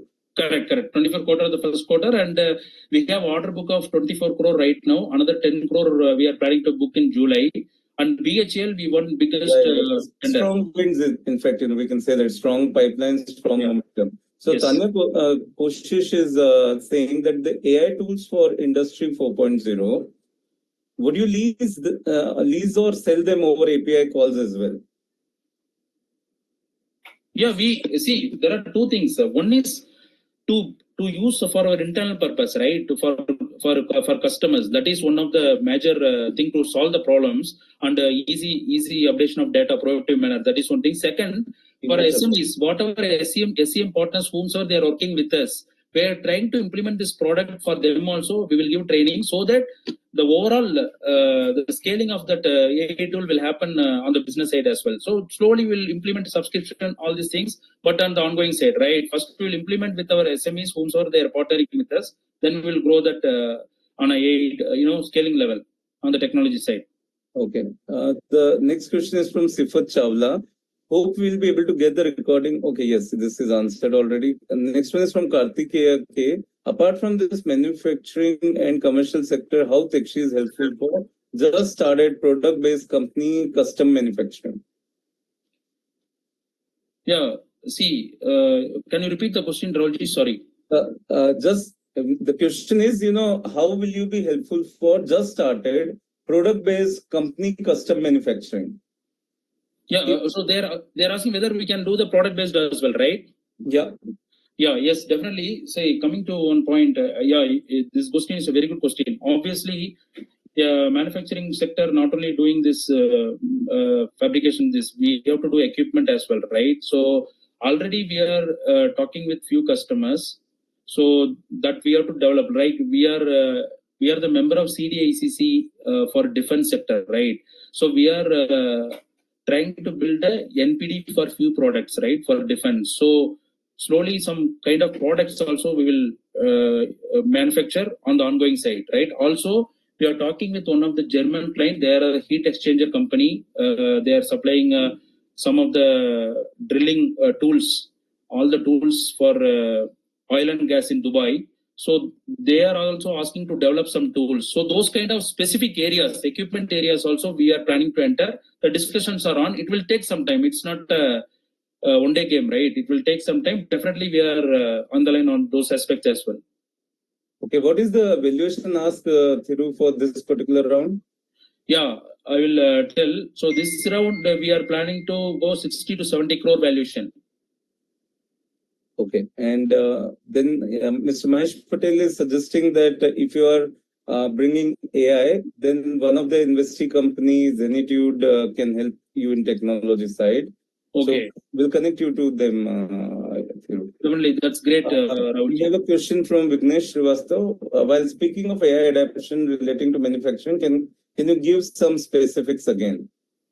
Okay, fine. I will give a few specific things on the manufacturing side. See, AI manufacturing, I think. Yeah, correct. See, building one of the thing. There are a lot of electricity consumptions happening in building, right? So there are some AI-based helmets are there. Some companies has developed. So we can understand the data of each welders, how much they are consuming all these things. So in that way, we can improvise. Also, as I said, that the tools where we are connecting, the QAPs will be coming, right? So each QAP have list of inspection items. There are a lot of categories like lot wise numbers are there, right? All these things tracking for a customer, it will be very, very difficult, right? So when we are using that mobile app AI based tool, tracking tool, customer can log in and see anytime the status, right? So these are the things, majorly it will be helpful for customers. So that is one thing. Also, there are some of the sensors, as I said, some semi-automation as a robotic welding arms, some of the sensors for inspecting that in the digital inspection booth. So those kind of data, it will be stored over a period of time. Those trends, that data will be helpful for the customers to make the understanding if they are doing the repeated job, right? Through the AI tool or the AI app, if they do already the inspection, similar project may come in future, right? That will be helpful for them to track the, where is the quality issue will come, where the error will come, all these things, right? That way only we are trying to, adopt these things. Great, Thiru, thank you so very much. So this was Mr. Thiru Ganam, from Tekshi, seeking $3 million in total funding. The first tranche can be executed as $1 million as well. So I request all of you to please consider this and submit your interest in the form being posted in the chat. And this brings me to the last and very exciting pitch coming in from Ethon All Terrain Private Limited. A very interesting project, that I found from one of my partner in Bangalore. And let me invite Mr. Aditya Hegde to take the discussion forward. Aditya, are you here? Thanks. Hi, Rahulji. I'm here. Yeah, welcome. Yeah, thank you. Okay. Just I want to start by giving some background about Ethon, how the ideation started. Right, after spending about 22 odd years working in 8 to 10 different countries, I thought the knowledge migration from various sectors is a bigger challenge for India. In spite having 1.4 billion population, in each and every sector, the crisis of human requirement is a bigger challenge. Way back in 70s, 80s, India being one of the food basket for different grains and other farm items. Now it is getting deteriorated decade after decade, where it be wheat, maize, or any other cash crops. So my knowledge migration is a bigger challenge. So thought of creating some value addition in that perspective. When we had a detailed research, we identified the farming community in India is facing a lot of challenges when it comes to the automation, mechanization, and Indian farming community fraternities using majority of the work has been taken care from the manual intervention. So lack of automation and mechanization, and the gray area is a bigger chunk. It is about 42 market. So we wanted to address that. That's where the sprouting of Athon ideation started. We wanted to address the hostile terrain where the other mechanization or present equipment cannot work. That's when we started Athon way back in 2019. And from 2019 to 2022, we did a lot of research, paperwork, trial and errors and other stuff. So in the year 2022, we came up with the first product called Ashwa 4x4. So now I will present you some of the work and how the journey has been, who are the first co-founders, the problem statement, how the problem statement can be converted as a solution, the trajectory and other details.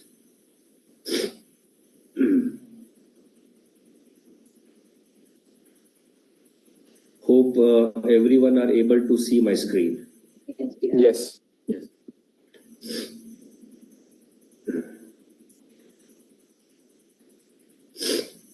So Athon is a all-terrain engineering and mobility solution provider.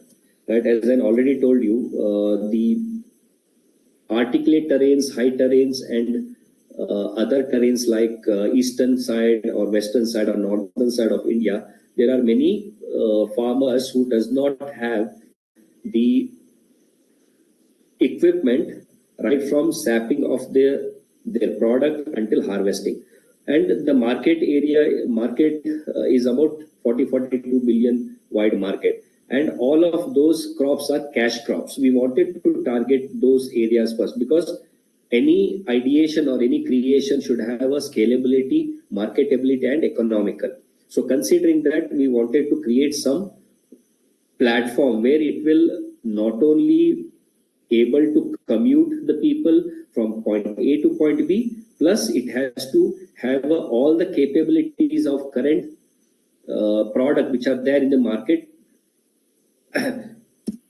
So this is where comes Athon. We are a all-terrain mobility and equipment manufacturing company. Our products can be utilized in various different areas. If you can see the screen, our vision is to become the pioneer and world leader in customized all-terrain mobility and subsystem engineering solutions.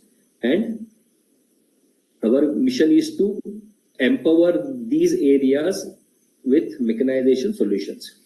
Our solution can be utilized in power sports, plantations, defense, industrial and farm utilities, coastal management, disaster management, and forestry. And the respective market size has been mentioned in the screen. And this is the founding team members. The ideation started with a group of 5 people, right from Irfan Sharif. He got about 40 years of experience in all-terrain industry, and he worked with different countries' agricultural department. And we have a very young and dynamic CEO, Harshit Modi. Harish Chandran, who is a tech savvy, is very good in design and engineering. Mr. B.R. Sandeep, he's a very strong foundation in manufacturing, and I as a co-founder and finance director, and we have several different people in the team who can add the value. The problem, when we come to problem statement,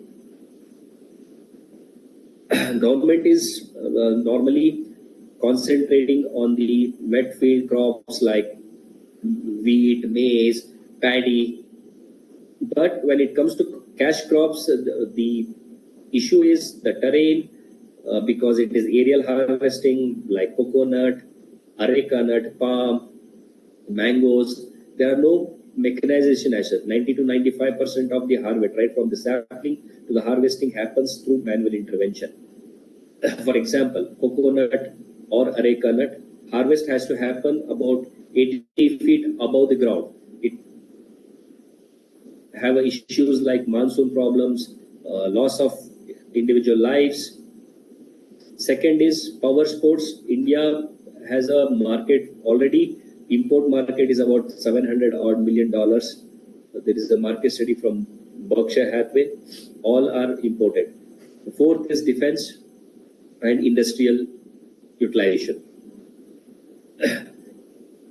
where Aethon can provide the solution from plantation, where autonomous, semi-autonomous, and manual override solution, right from sapling to the harvesting. Second is power sports, considering the disposable revenue of individual being increased. Many people want to have an experience of off-road vehicles. That is one area. And defense market is a very huge market. Industry, aviation, disaster management. And Indian market, total addressable market is about $48.1 billion.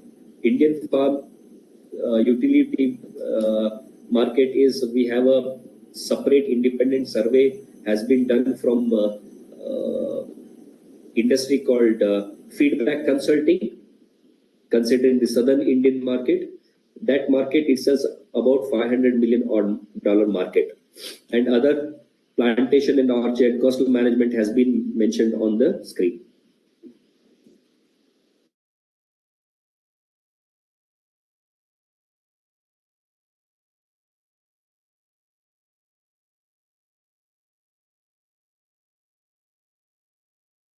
And this is something of governance, compliance, and leadership team. We have about 120 odd young and dynamic engineering team. We have a manufacturing facility placed at Kolar near Bangalore, and we have a corporate office in Bangalore. And we have set up an experience center because these vehicles required a specialized area to get experience. So we have set up an experience center in 20-acre land near Hoskote. This is our go-to market strategy.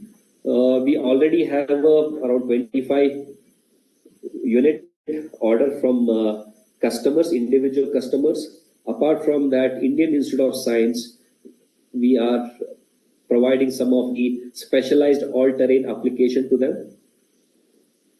We have a service revenue. We have already set up 5 distribution agreement with dealers. On the service front, we have a service plug, and we have an agreement with trained personals. They will provide the service for across India. When it comes to B2B, we have already signed an agreement with societies like TSS, Camco. They are one of the larger areca nut managing the societies in southern India. They both together itself, they're managing about 600 odd hectares of areca nut farming. We have the signed MOUs from them. Apart from that, defense is one of the major customer. We are at a RFP stage from Mech Infantry. Apart from that, we are in discussion with the United Nations Peacekeeping Mission to submit.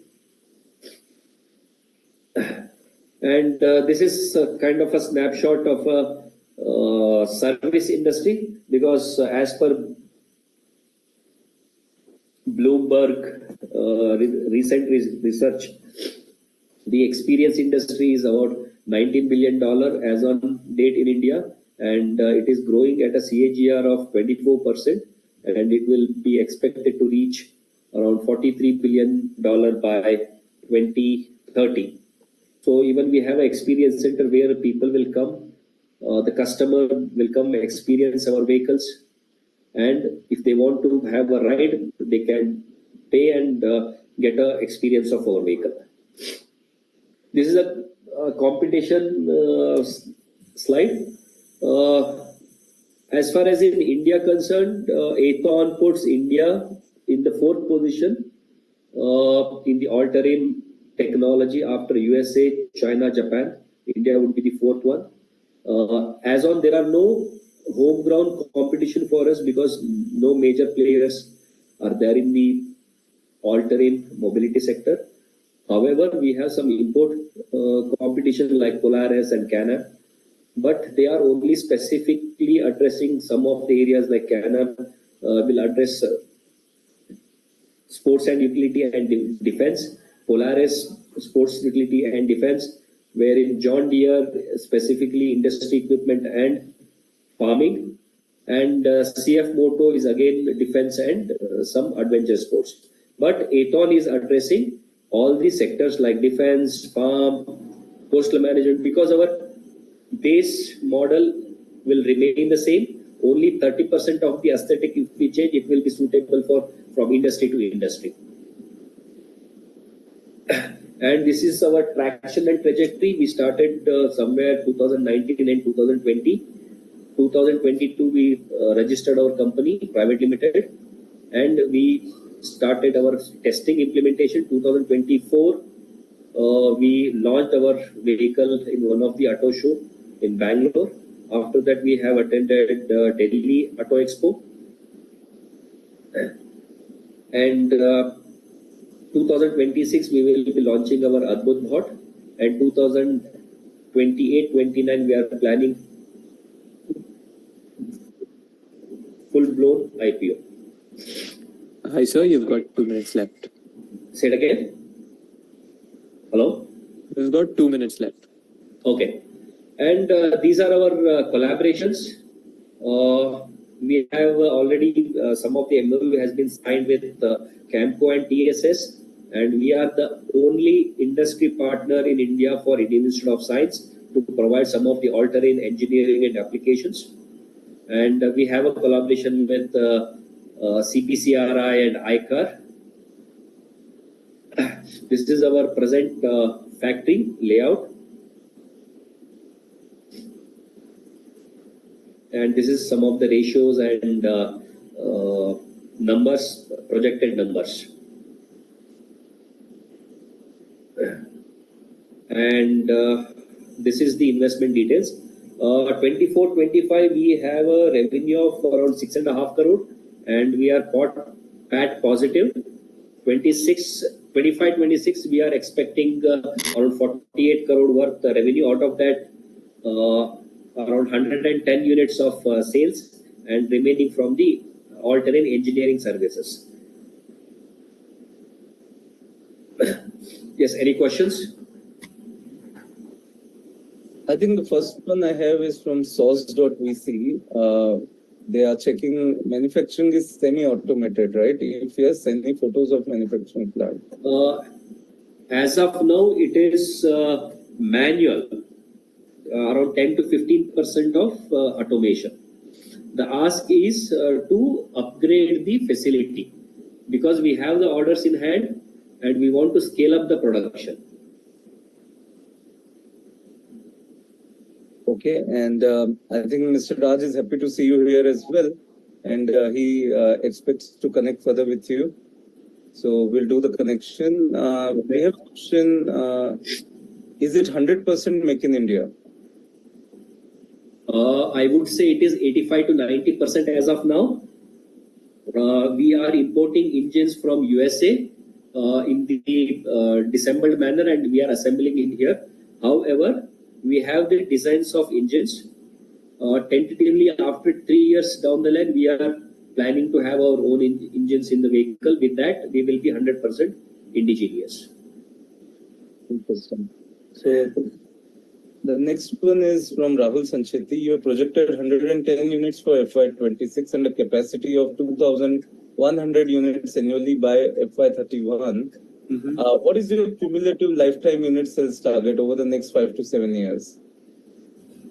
I didn't get you. Say it again. Over 5 to 7 years, how much volume of units do you see being selling? In this chart, it has been mentioned. First year, our target is around 125. Capacity has to increase 125. Production, we are targeting at 110. Out of 110 unit, we already have the order book of 25. Already they have paid the advance and taken the booking. In next year, 5 years, we have a planning to achieve 1,600 units. And these numbers not inclusive of defense. Because defense, we are in a discussion to supply around 1,600 to 2,000 vehicles from different departments like Met Infantry, ITBP, Union Peacekeeping Machine, and some other National Disaster Management. Those numbers has been not captured here because we are at an advanced level discussion and the orders are not in hand. So once that will be added, the capacity will increase and the numbers will change. Okay, and how many units you must sell annually to break even on your 36 crore plus investment? Any estimate around it? For the 30 crore investment, we will be break even from the second year. Okay. Already we are PAT positive. You said that, yeah. And a follow-on question from Mr. Lakshmikant Bhakre. Is your business export focus as well? Yes, we have an export. We already have a request from inquiries from countries like Ghana. We had inquiries from Zimbabwe. We had inquiries from Turkey. But however, Turkey, considering the current situation, we have called off. But Ghana and Zimbabwe, yes. And the biggest market for us would be Russia and China. Because considering the market size and the type of requirement is there. But however, first 3 years, we are not focusing on exporting because we have a handful of order in India itself. Interesting. And you did, Mr. Lakshmikant Bhakre was in fact asking how will you compete with China? Whereas you are saying that you are going in China, in fact. To be frank, I can beat China with many numbers. If you see my BOM cost is not more than 10 lakh. Okay, for the normal variant, and my selling price is somewhere between 22 lakhs to 40 lakhs. For considering the defense, my BOM cost would surge by another 100-150%, say 20-22 lakh. And my selling cost would be to defense is not less than 1.25 crore per vehicle. So China, I can beat in all means because component level, this vehicle, each and every component level has been ideated, designed, manufactured in-house. Right from the assembly line, upper arm, lower arm, everything. 85% is designed and manufactured in-house. Okay, interesting.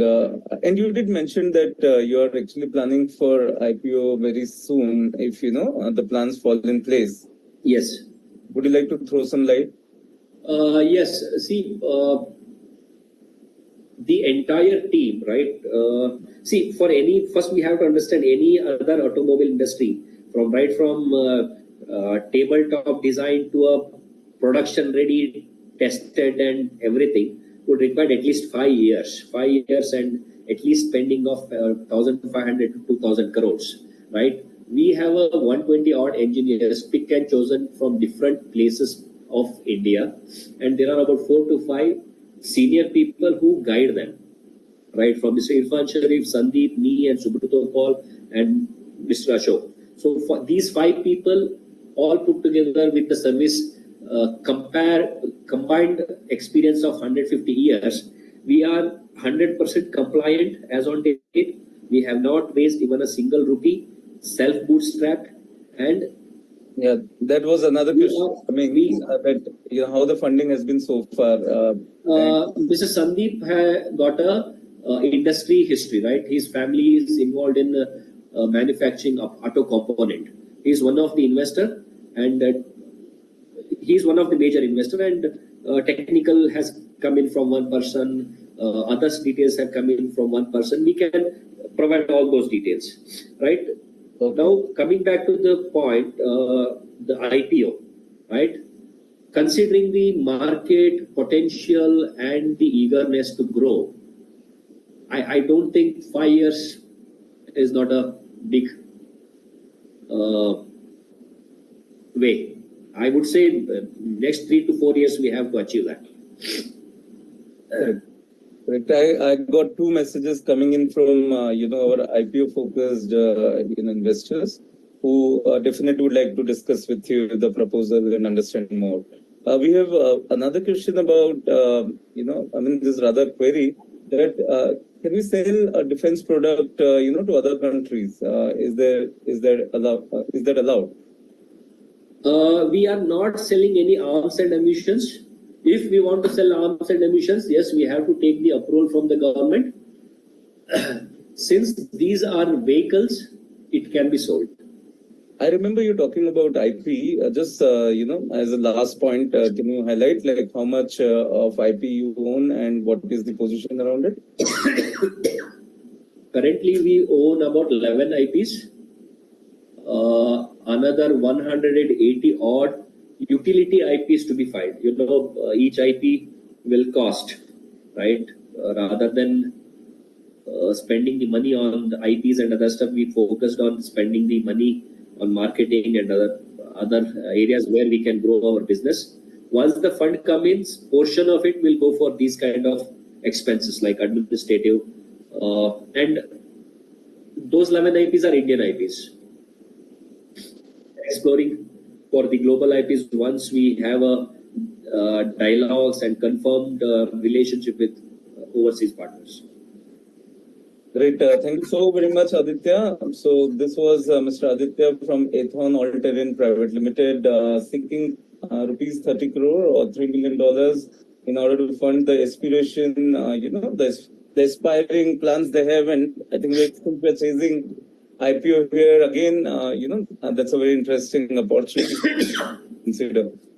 Since we host our pitch day on Friday, I get very mixed feedbacks.